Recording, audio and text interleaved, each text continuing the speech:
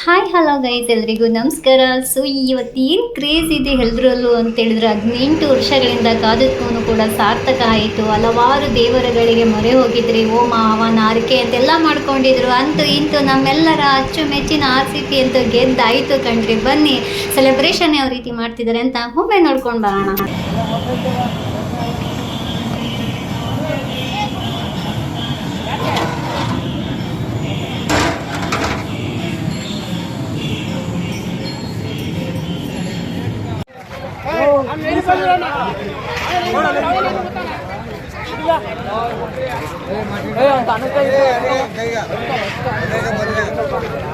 सोमा पास कोई तो कला